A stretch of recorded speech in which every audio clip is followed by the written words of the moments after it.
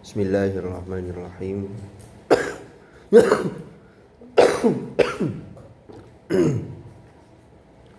Assalamualaikum warahmatullahi wabarakatuh.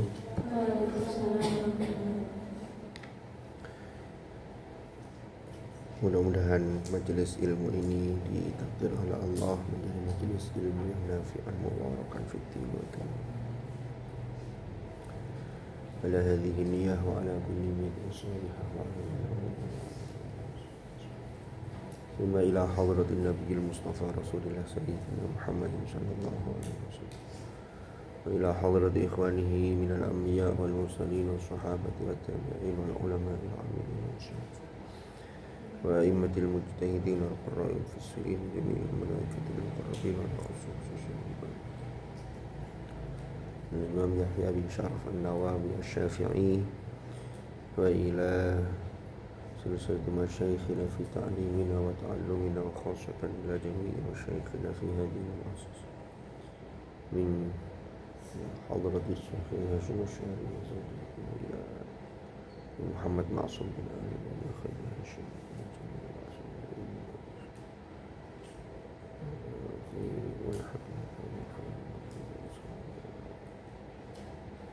وجميع الأساتذة والأستاذات في هذا المعهد وإلى جميع من علم وتعلم وجميع مشايخهم وأصولهم وفروعهم ونفعنا بهم وبعلومهم في الدارين آمين. الفاتحة. أعوذ بالله من الشيطان الرجيم. بسم الله الرحمن الرحيم. الحمد لله رب العالمين الرحمن الرحيم. إياك نعبد وإياك نستعين. اهدنا الصراط المستقيم صراط الذين أنعمت عليهم غير المغضوب عليهم ولا الضالين. بسم الله الرحمن الرحيم. قال المؤلف رحمه الله تعالى ونفعنا به وبعلومه في الدارين آمين. وعن ابن عباس رضي الله عنهما, dan diriwayatkan dari Ibnu Abbas radhiyallahu anhuma, qala, berkata sapa Ibnu Abbas, kana ono sapa al-qurra'u, para qurra, para penghafal Al-Qur'an, para penjaga kemurnian Al-Qur'an, iku ashaba majlisi Umar, iku ashaba majlisi Umar, yaitu masuk kelompok napa majelisnya Umar radhiyallahu anhu, wa musyawaratahu, dan majelis syuranya Umar. Artinya para qurra itu adalah orang-orang yang apa istilahnya ya, dia ini berada atau mengikuti atau dia ditunjuk sebagai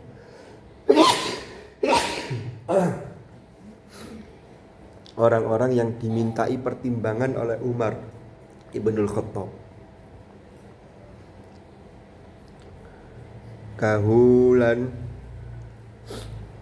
Kahulan iku para orang-orang tua, kanu ono sapa mereka. Ini susunannya aslinya kanu kahulan au syubbanan, baik mereka itu orang-orang tua ataupun syubbanan atau masih para pemuda, syubban. Ini maksudnya apa? Jadi maksudnya itu gini, Umar Ibnul Khattab itu kan terkenal sebagai Amirul Mukminin, yang beliau itu punya punya sikap yang tegasnya luar biasa. Nah, Umar itu ya, itu mengajak atau memberikan tempat bagi para penghafal Quran yang qurra itu sebagai para penasehat. Jadi kalau ada masalah apa itu diajak musyawarah, gimana? Itu kan tidak semua orang gitu loh. Tapi ingat, para qurra zaman itu qurra itu tidak cuma bisa ngaji, tetapi juga banyak yang paham isi kandungan Al-Quran. Makanya terus diajak musyawarah sebagai dewan syuro lah, kalau sekarang itu istilahnya dewan syuro. Jadi Umar itu saking adilnya itu luar biasa memang. Umar itu kan dulu, saya kok lupa ya, masuk Islam itu di tahun keberapa setelah Rasulullah diangkat jadi Nabi. Rasulullah itu di Mekah itu kan selama kira-kira 13 tahun. Saya pernah baca tapi kok lupa ya. Singkat cerita, dulu sebelum Umar masuk Islam itu kan agama Islam itu tidak begitu berkembang. Wong sampai pindah ke Madinah saja itu pengikut agama Islam itu tidak kurang dari 125 orang. Jadi sedikit, tapi itu sudah lumayan. Dulu itu strategi dakwahnya itu kan macam-macam ya, termasuk ketika Islam itu belum kuat, pengikutnya belum banyak, itu dakwahnya itu secara sembunyi-sembunyi. Barulah kemudian mulai terang-terangan ketika mulai kuat. Terus turun ayat wa anzir asyiratakal aqrabin. Rasulullah diperintah untuk memberi peringatan kepada keluarganya yang keluarga dekat. Mulai. Nah, Rasulullah doanya begini. Allahumma a'izzal Islam bi ahadil umarain. Ya Allah, muliakanlah, angkatlah derajat agama Islam, muliakanlah Islam ini dengan salah satu di antara dua Umar. Jadi di tokoh Quraisy itu yang sangat punya pengaruh di kalangan kafir Quraisy itu ada Umar ibnul Khattab sama Amr ibnu Hisham. Amr ibnu Hisham kan akar katanya Amr Umar sama itu. Makanya doanya bi ahadil umarain. Amr ibnu Hisham itu Abu Jahal. Nama aslinya Abu Jahal. Dari permohonan itu, karena Rasulullah kan paling tidak kan salah satu dari dua Amr ini, dua Umar ini. Ternyata yang masuk Islam adalah Umar ibnul Khattab. Umar bin Khattab itu masuk Islam itu karena dia mau menjemput hidayah. Kan ceritanya masyhur sekali ya, mungkin sampean juga nonton film Omar. Adiknya Umar yang namanya Fatimah bintil Khattab itu sudah masuk Islam duluan. Kalau dulu itu kan Quran belum terbukukan menjadi satu mushaf. Itu hanya beberapa sahabat itu menyalin dengan tulisan di lembaran-lembaran begitu. Sampai akhirnya Umar itu punya keinginan untuk, dalam tanda petik itu untuk, karena Nabi Muhammad itu dianggap sudah menyalahi agama nenek moyang, ya, maka Umar itu pingin mencari, menemui Muhammad. Dia dengar kalau adiknya itu sudah masuk Islam, marah dia. Akhirnya mampir dulu ke adiknya ini. Sebelum masuk rumah, dia mendengar ada bacaan-bacaan ayat Al-Quran. Wah, ini yang dibaca apa ini? Umar sempat mendengarkan waktu itu. Nah, begitu masuk, ditamparlah adiknya itu, termasuk adik iparnya, suaminya dari Fatimah itu. Wakilah sampai mimis berdarah, keluar darah di hidungnya itu. Karena Umar itu terkenal istilahnya tegas dan berani. Sampai kemudian begitu Umar masuk, sebelum ditampar itu dia menghentikan bacaannya dan menyembunyikan bacaan tadi itu.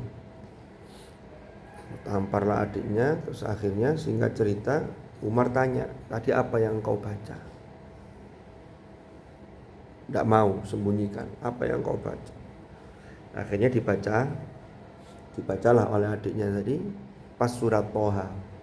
Toha ma anzalna alaikal qur'ana litashqa illa tadhkiratan liman yakhsha tanzilam mimman khalaqal arda was samawatil ula.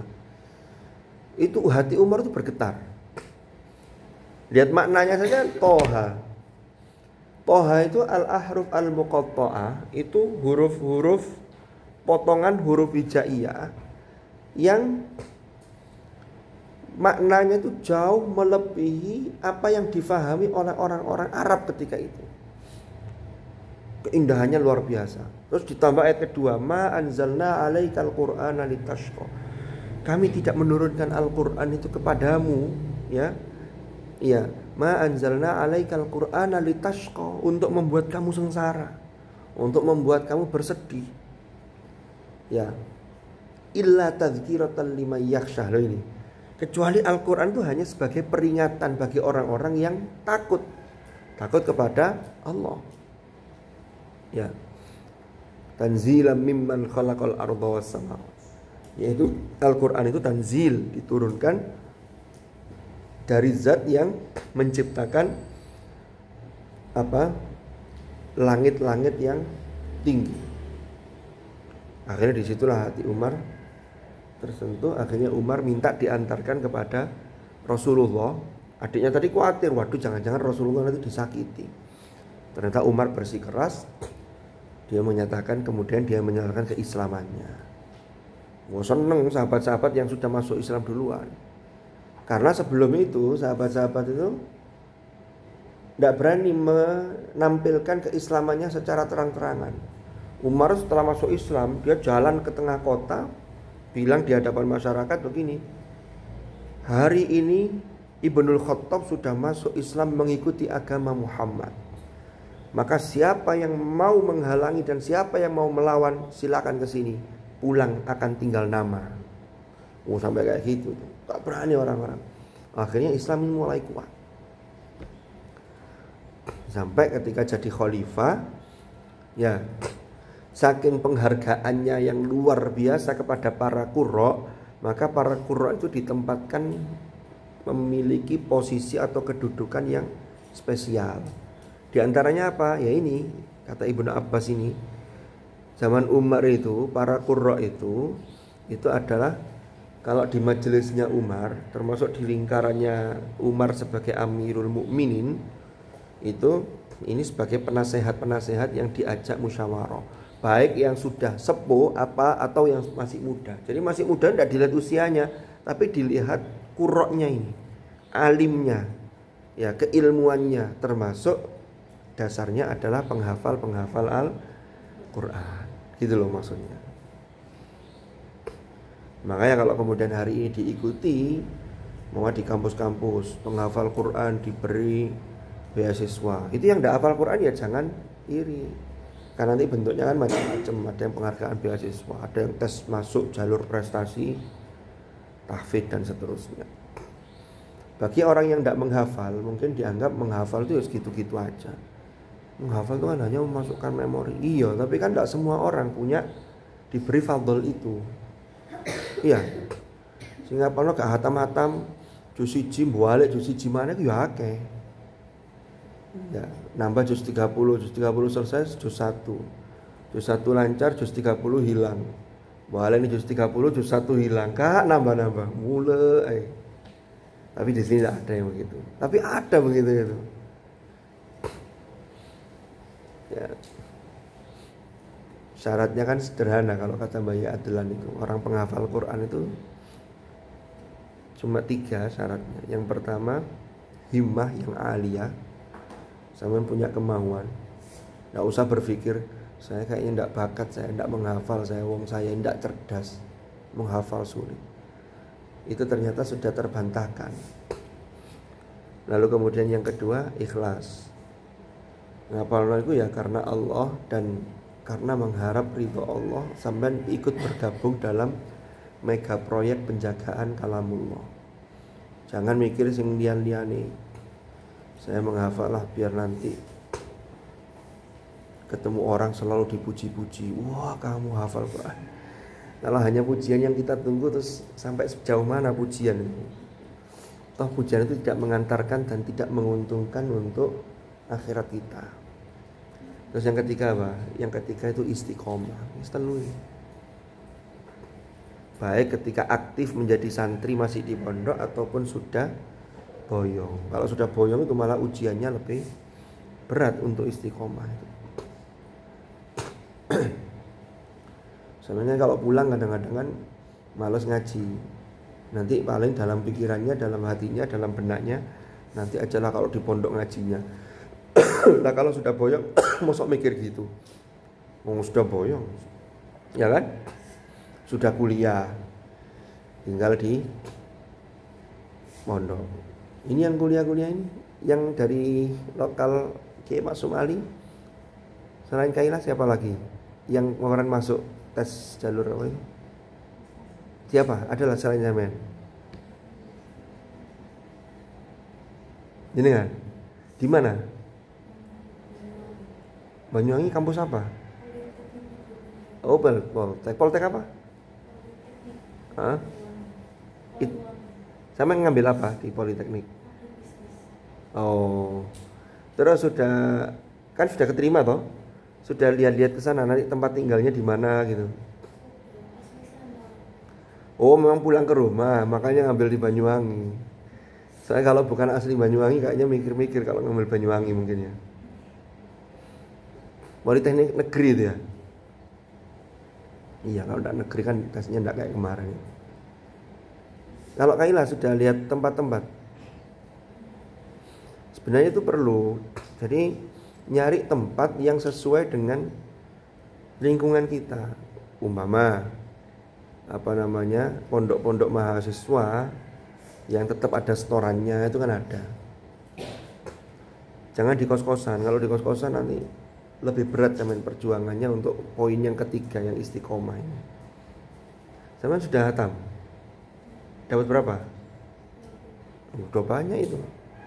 Terus rencananya nanti ketika kuliah punya pondok di rumah.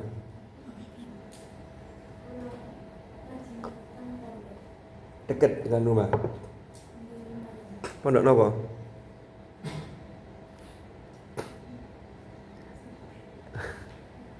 Ya yes, pokoknya tetap harus ada kantolannya.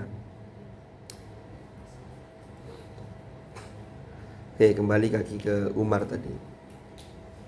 Jadi Umar itu betapa memberi penghormatan kepada para qurra, gitu loh. Jadi intinya itu pesannya itu, ini kan judulnya ini kan bab yang kedua ini fi tarjihil qiraati wal qari'i ala ghairihima. Jadi keunggulan membaca Al-Quran dan keunggulan pembacanya, di dalamnya penghafalnya maksudnya, itu dibanding selain keduanya. Lah zaman Umar itu penghafal Quran itu punya pangkat kedudukan yang berbeda dengan yang lain.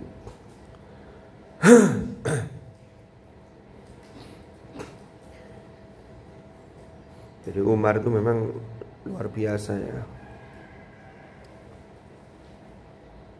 Sampeyan pernah dengar yang namanya Umar bin Abdul Aziz? Siapa itu?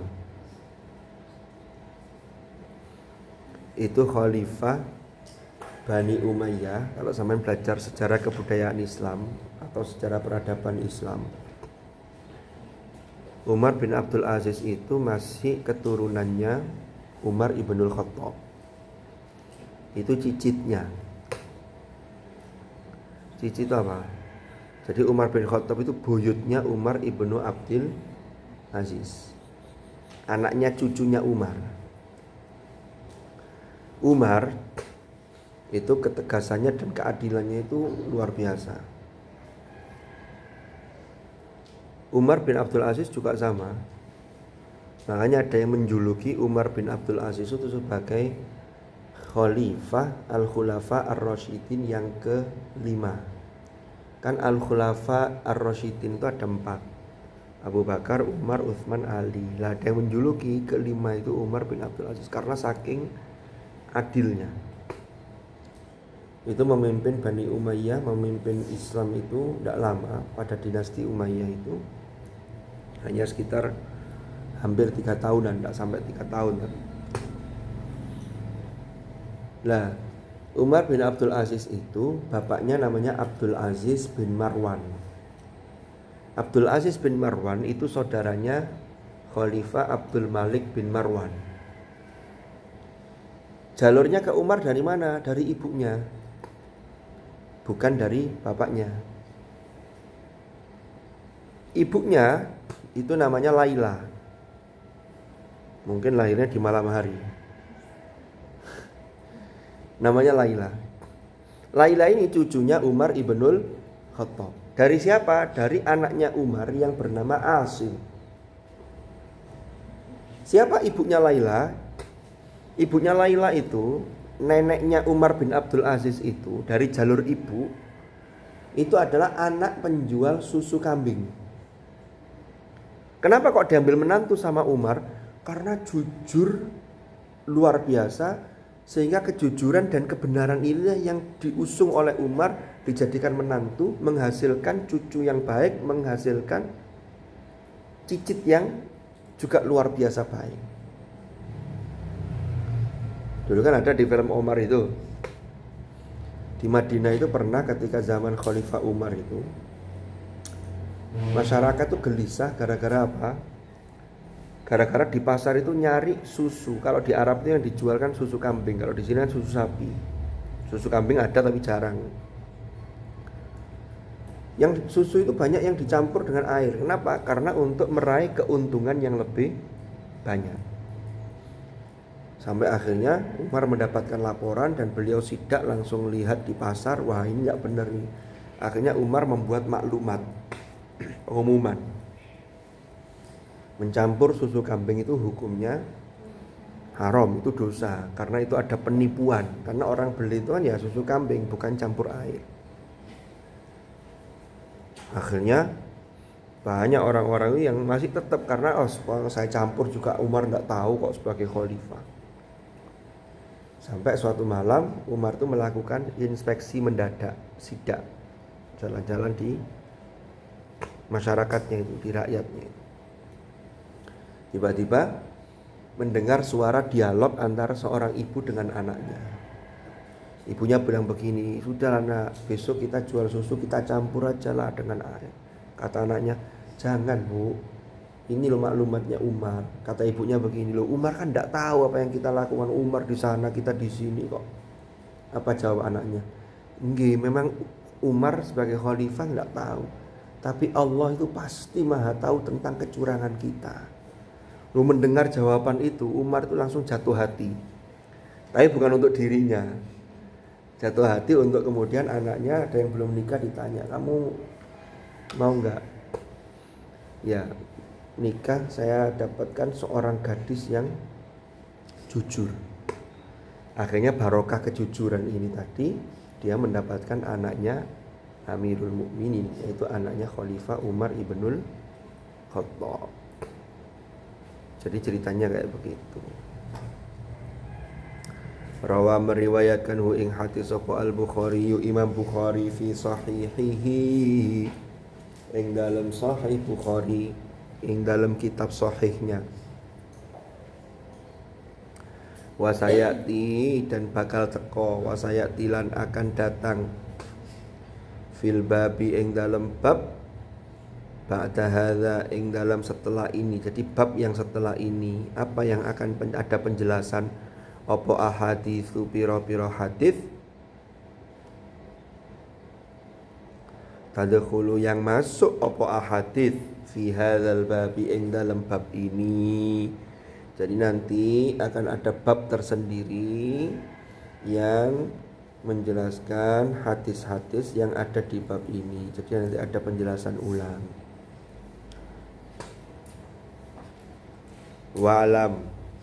Wa'lam ngertiya sira, wa'lam ketahuilah,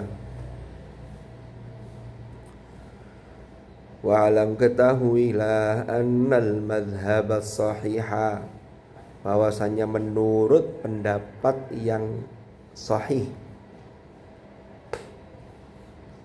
al-mukhtara, yang terpilih.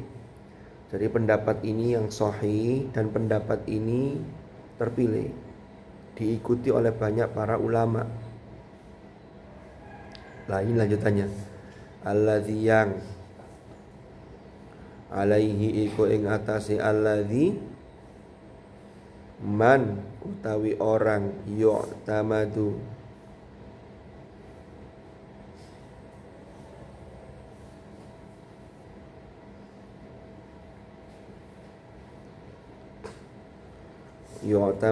kang dipegangi sapa man.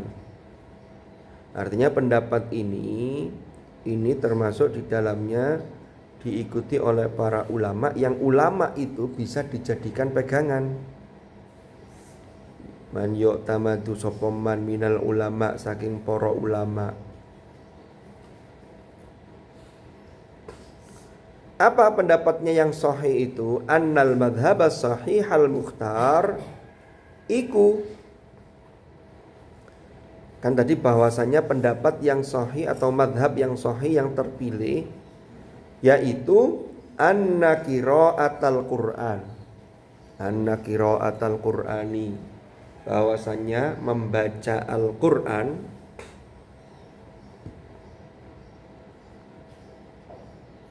anna qira'atal Qur'ani, bahwasanya membaca Al-Qur'an iku afdalu, lebih utama,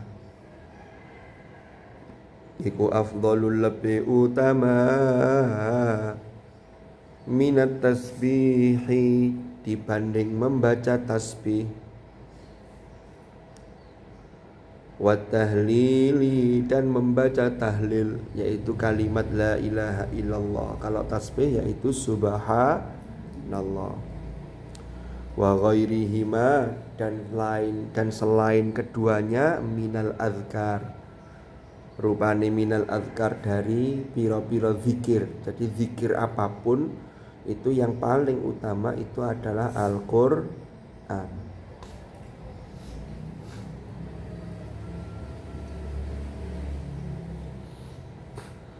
Jadi ingat, kalau kita bicara yang lebih didahulukan itu mesti ada bandingannya. Ini kan gini, orang baca Quran dengan baca wirid, tasbih, baca zikir itu lebih afdol baca Al-Quran. Tapi orang baca tasbih, baca tahlil itu lebih afdol daripada tidak membaca apa-apa, diem. Orang yang diem, tidak baca apa-apa, itu lebih baik dibanding orang yang ngomong, tapi ngomongnya itu hal-hal yang tidak benar, hal yang buruk. Miso, ngolok-ngolok temannya, lebih baik diam. Makanya dalam hadis itu kan, man kana yu'minu billahi wal yaumil akhir falyaqul khairan au liyasmut. Barang siapa beriman kepada Allah dan hari akhir, maka hendaklah dia berkata yang baik, atau kalau tidak bisa berkata baik, maka dia hendaklah diam. Jadi mesti ada bandingannya. Kalau sampean suruh tasbih, suruh tahlil, tidak mau, masih lebih baik ngaji kok. Akhirnya tidak tasbih, tidak tahlil, tapi juga tidak ngaji, ya tidak benar. Paham maksud saya? Contoh lain, ada orang disuruh sholat, sholat kan nomor 2. Nomor 1 apa? Syahadat. Iku lek rukun Islam. Mesti aja urutannya rukun Islam, syahadat sebagai pondasinya, kemudian sholat implementasinya. Kan gitu. Kalau kemudian sampean disuruh sholat, sampean masih tulinan HP di rumah ini. Suruh sholat jawabannya begitu. Tidak cocok. Kenapa? Karena dibandingkan dengan sampean main HP, sholat jadi nomor 1. Ada orang puasa Ramadan, habis sahur, sholat subuh. Habis sholat subuh itu cita-cita cuma satu, cita-citanya apa? Tidur lagi. Jadi tidak ada cita-cita lain. Ngaji juga enggak, saya mau tidur. Dibangunin, datangi tahu, tidur dari pagi habis subuh sampai jam 11. Dalil, Naumus shaimi ibadatun. Tidurnya orang yang puasa itu adalah ibadah. Itu ndelok bandingane. Nek sampean melek gawe ngaji, gawe sekolah, gawe ngaji kitab, gawe deres, itu jauh lebih baik dibanding tidur. Tidur itu lebih baik dibanding kalau sampean melek tapi kemudian melakukan hal-hal yang tidak baik. Maksiat, ngerasani orang, ya mending tidur. Jadi sesuatu itu harus dilihat bandingannya. Jangan langsung asal, gini aja. Nanti dulu. Paham? Jadi sesuatu harus pas konteksnya. Nah kembali ke yang tadi. Jangan kemudian sampai menengahi, gak lapo-lapo menengahi, deres yo enggak, tasbih yo enggak, sholawat yo enggak, yo eman. Dalam diam sampean itu harus ada zikir yang terucap. Ya, mbok sampean lagi jalan ke sekolah atau di sekolah, ya, kalau memang masih bisa masih bisa konsentrasi, tetap zikir tidak apa-apa, mau guru menjelaskan. Tapi kalau sampai tidak bisa konsentrasi, ya fokus ke guru dulu. Jangan guru jelaskan sampai tinggal ngaji. Tapi kan ngaji ini afdol, itu menyinggung guru nanti sampai waktunya sekolah. Paham ya? Kecuali kalau sampai deres dan itu dalam hati, ya, sampai sudah jus-jus yang sudah lancar itu, tapi sampai tetap bisa konsentrasi, tetap bisa menyimak sambil deres, ya tidak masalah. Ya. Tapi yang tidak boleh itu ketika khutbah. Tapi sampai tidak pernah Jumatan ya. Jadi kalau Jumatan itu khutbah Jumat, ono arek serawek gepe kaya opo.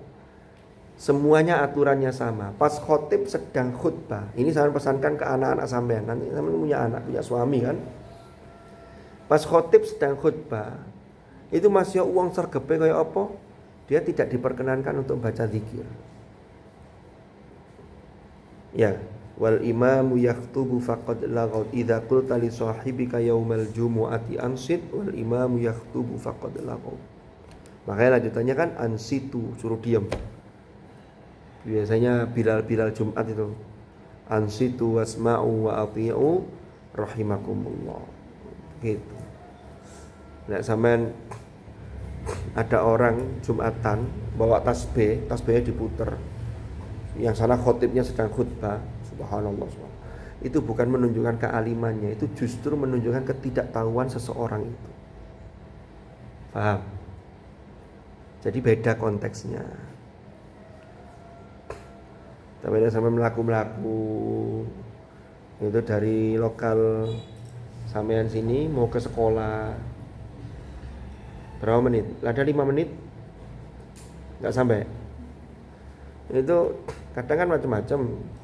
Kalau yang sudah mepet gerbang mau ditutup, itu biasanya tidak sempat guyon-guyon. Mesti melaku cepet-cepet sampai keserimpet-serimpet dengan apa jenis ini? Bukan rok apa namanya? Sepan PTKIN. Kan ada ya sepan PTKIN ya. Kemarin jalur sepan.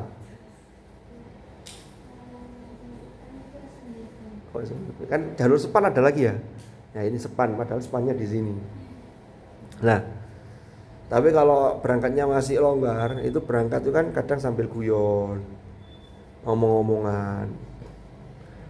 Nah, itu sampai berangkat itu baca sholawat dapat berapa itu? Di jero hati. Itu berarti kan sama sudah mengisi hal-hal yang ya seharusnya bagi orang lain tidak terisi, tapi bagi saya sudah terisi. Itu sudah ladang pahala yang luar biasa. Ya syukur-syukur ambil deres. Mungkin kalau dari sana ke madrasah itu bisa 1 juz itu. Tapi syaratnya berhenti dulu di depan situ, ambil kursi, duduk dulu, melanjutkan 1 juz. Tapi nyampe sekolah sudah ditutup gerbangnya. Wandi kumang. Jadi anna qiraatul Qur'ani iku afdalu minat tasbihi wa tahlili wa ghairihi ma minal azkar. Jadi ingat ya tadi, sesuatu itu dianggap lebih utama, lebih unggul itu lihat bandingannya. Ya.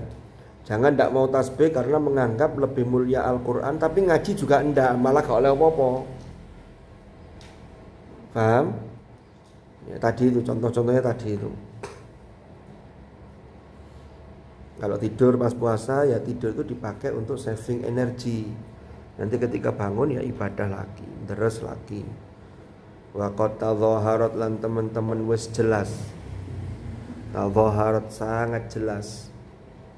Apa al-adillatu pira-pira dalil.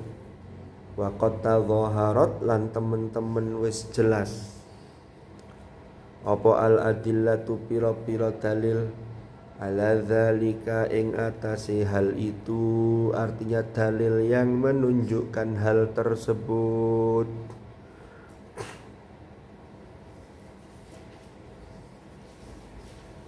Wallahu a'lam. Si al-babu tsalits kan ada wallahu a'lam jangan di sini. Al-babu tsalits. Ada pertanyaan enggak? Enggak ada. Nggih, monggo.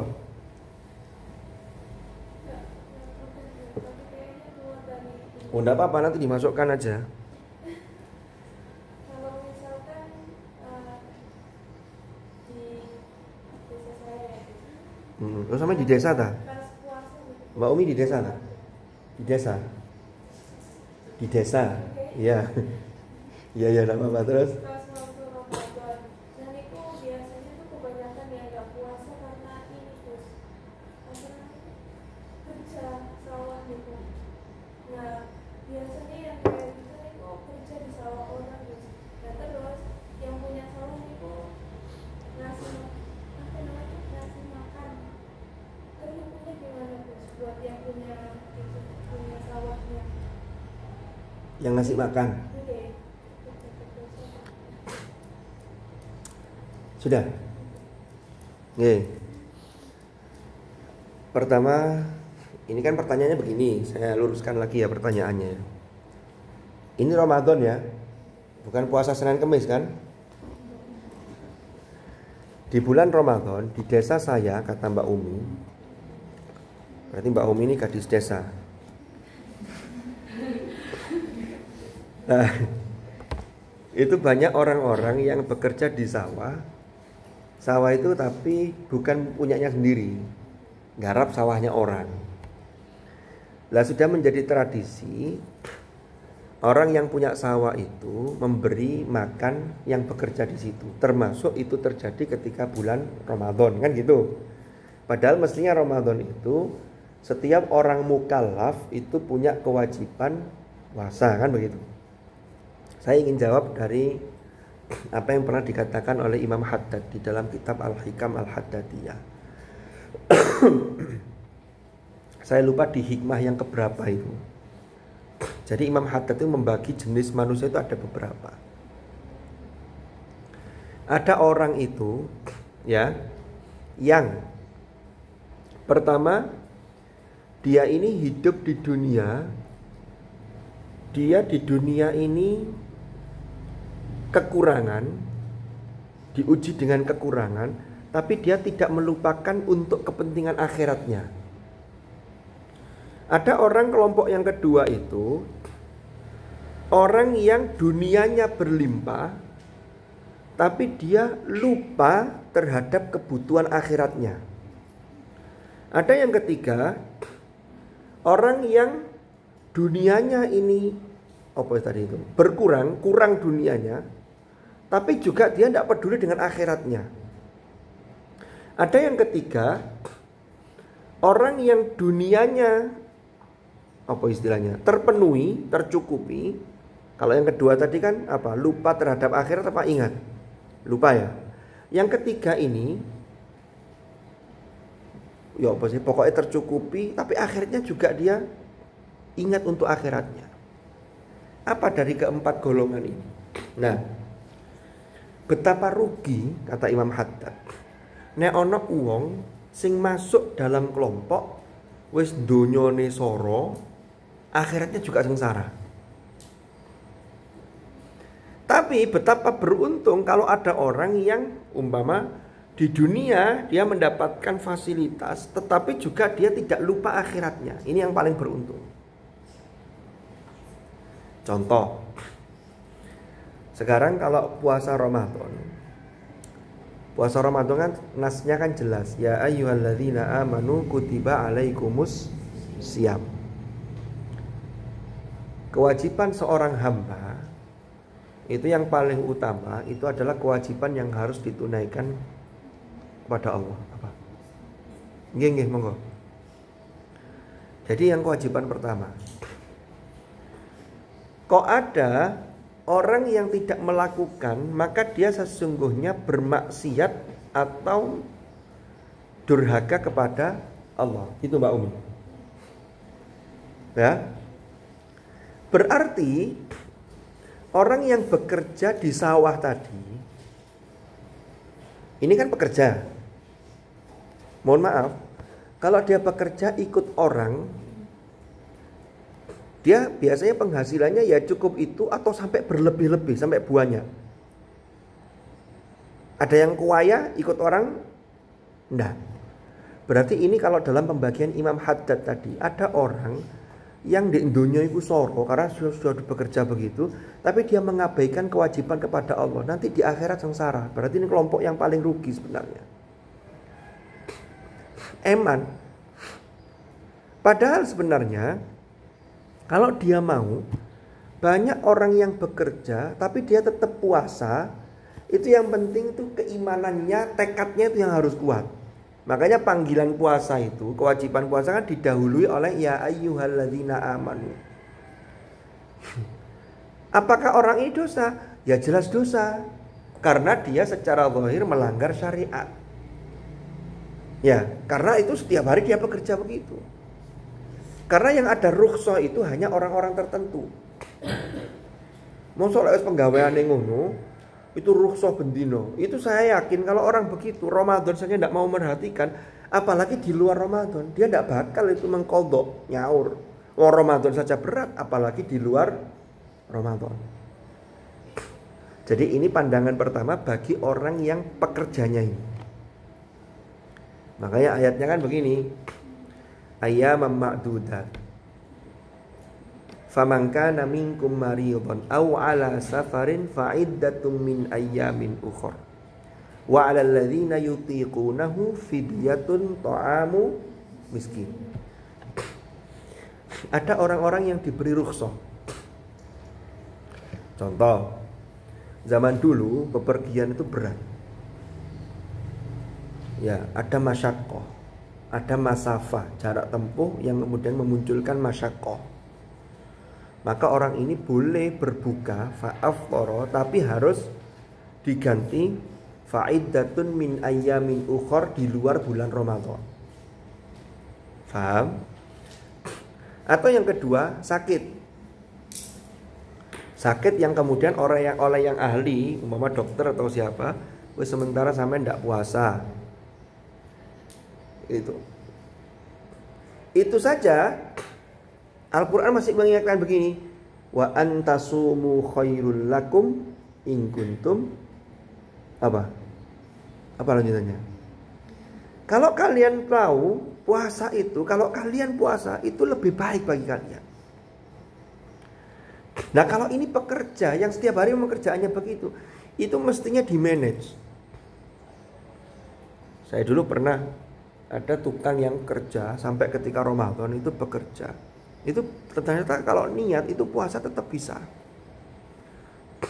Nah sekarang tuh niat yang tidak ada. Jangankan puasa, mau kadang-kadang sholat saja diterabas apa? Tidak dilakukan. Pekerja proyek, ya sholat enggak, puasa apalagi tambah enggak. Berarti kalau dari sisi yang pelakunya, kalau dibilang itu bagaimana hukumnya? Ya tetap secara zahir, nahnu nahkumu bil dzawahir, kita menghukumi secara zahir, dia tetap dosa. Yang kedua, bagaimana dengan yang memberi makan? Nah, seharusnya yang memberi makan, kalau dia adalah seorang muslim yang baik, itu mestinya uang makannya umpama diberikan ketika Ramadan. Ini Ramadan ya, tidak ada jatah makan, tapi tak kasih uang makan, nanti bisa buat buka. Kalau uang itu kok dipakai beli makan, itu terserah orangnya yang dosa. Tapi kalau yang punya menyediakan makanan, Berarti dia tahu bahwa ini nggak puasa, berarti dia memfasilitasi orang yang melakukan maksiat kepada Allah. Dia dapat dosa juga. Gitu loh. Ini karena yang diberi makan jelas-jelas orang yang wajib puasa. Paham? Jadi gitu Mbak Umi. Jadi memang harus dilihat dari beberapa sisi.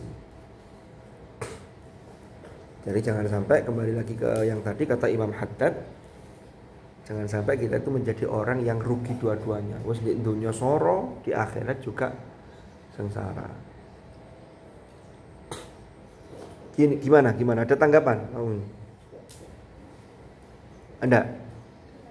Cukup? Oh, okay. Ada yang lain? Ada pertanyaan yang lain? Al-babu tsalitsu, sedikit lagi. Udah 6:30 ya. Tapi kalau lihat jam ini sampai tidak bakal telat ke sekolahnya. Madrasah tidak telat karena dari tadi juga jam segini.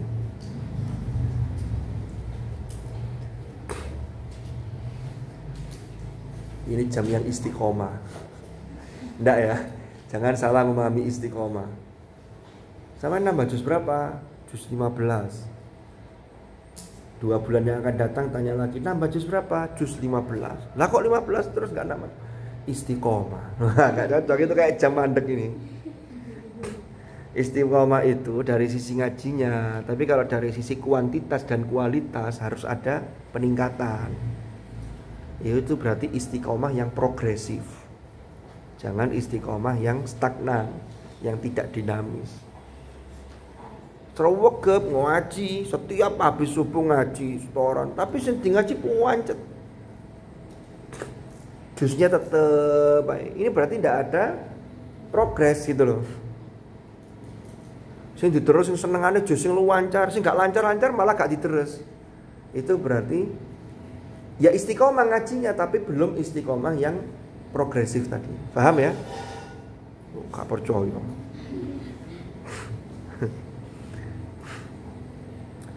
Al-babu tsalitsu, bab yang ketiga.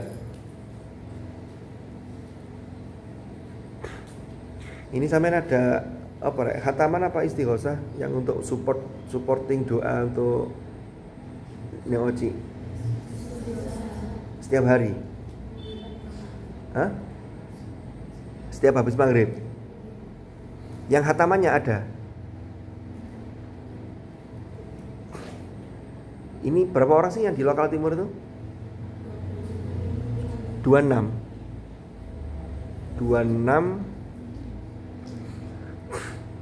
Itu kalau bisa ada apa ya, walaupun tidak setiap hari ya, nanti coba sih saya komunikasi dengan yang Uma itu. Berarti hataman sudah ada hataman yang bareng dibagi gitu? Tidak, istighosah aja.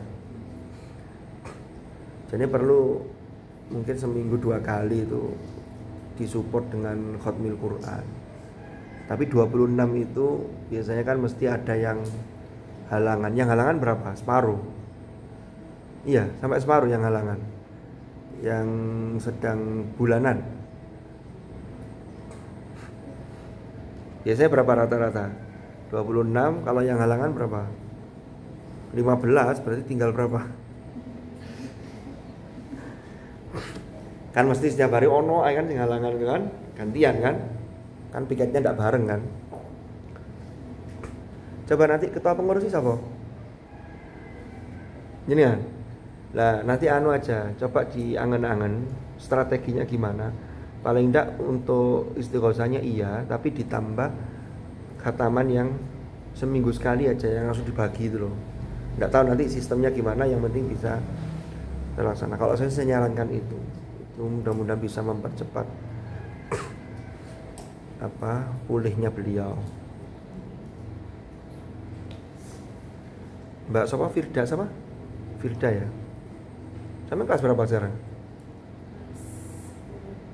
Kelas 10. Kelas 10 itu sudah alia ya. Alia itu tingkatan tertinggi ya. surga itu adanya surga yang aliyah. Fi jannatin aliyah. Tidak ada fi jannatin sana biasa. Fi jannatin aliyah.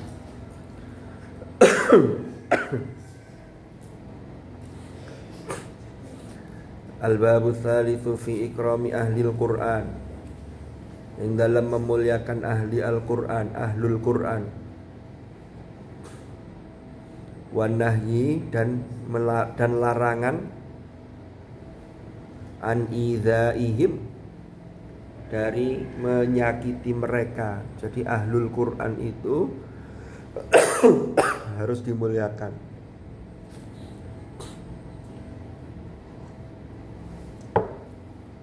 Wan nahyi an idzaihim. Ahlul Qur'an itu disebut dengan keluarganya Al-Qur'an, yaitu orang-orang yang dekat dengan Al-Qur'an. Dan yang paling berpeluang itu termasuk diantaranya penghafal Al-Qur'an. Kita itu harus menghormati, tetapi untuk diri sampean sendiri jangan melabel, jangan membrand, jangan melabeli diri terlalu tinggi minta dihargai. Sudah biasa saja. Tapi kalau ada orang lain kita harus menghargai. Sampean punya guru, ada Gus Faiz, ada Ustaz Zainul, ada Ustaz Nurkholis. Beliau-beliau itu ahlul Quran. Sampean harus menghormati beliau. Tapi kalau sampean untuk sampean sendiri, saya kan sudah hatam, sudah wisuda, kamu harus hormat. Enggak. Itu nanti orang lain yang punya kurikulum harus menghormati sampean. Tapi sampean jangan membranding untuk dihormati terlalu tinggi. Karena orang itu biasanya sering kecewa gara-gara melabeli diri itu terlalu tinggi. Contoh, sampean datang ke suatu acara, diundang, orang-orang tidak ada yang kenal sampean, nggak tahu kalau sampean seorang hafidhah, wisudawati terbaik, umpama lo ya. Seorang orang itu gak ngereken sampean. Kalau sampean menghargai diri terlalu tinggi, itu sampean tersinggung. Orang-orang tidak tahu saya tuh santri terbaik. Masa saya tidak dihargai? Tidak usah begitu. Sudahlah, biasa saja. Toh kita itu sehebat apapun kita dalam pandangan orang lain, itu jangan pernah merasa hebat. Karena sehebat apapun kita, itu pasti ada yang jauh lebih hebat di atas kita. Dari sisi ilmu, dari sisi apa yang semuanya lah, pokoknya bersifat-sifatnya kita di dunia ini. Wa fawqa kulli dzi ilmin alim. Ya. Dan seterusnya. Tapi kalau menghormati itu wajib, itu menjadi kewajiban kita. Qala Allah azza wa jalla wa may yu'azzim sya'airallahi fa innaha min taqwal qulub. Wallahu a'lam. Subhanallahul azim, wallahu a'lam. Mudah-mudahan manfaat, mudah-mudahan barokah. Al-Fatihah.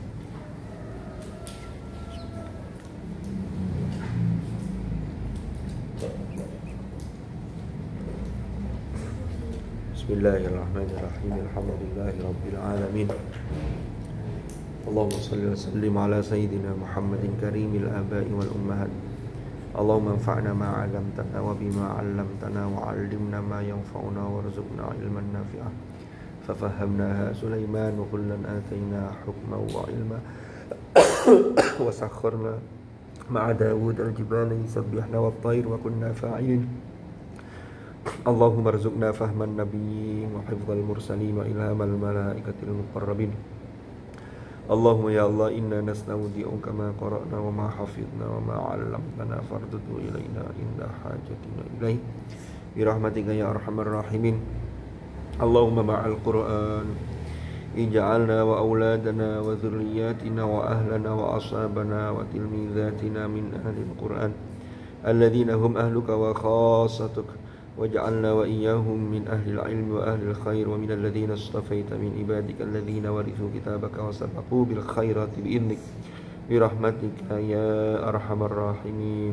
اللهم اجعل اجتماعنا هذا اجتماعا مرحوما وتفرقنا من بعده تفرقا معصوما ولا تجعل معنا وفينا شقيا ولا محروما برحمتك يا أرحم الراحمين وصلى الله على سيدنا محمد والحمد لله رب العالمين.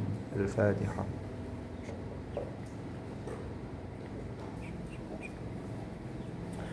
سبحانك اللهم وبحمدك أشهد أن لا إله إلا أنت أستغفرك وأتوب إليك وصلى الله على سيدنا محمد والحمد لله رب العالمين. هدانا الله وإياكم أجمعين.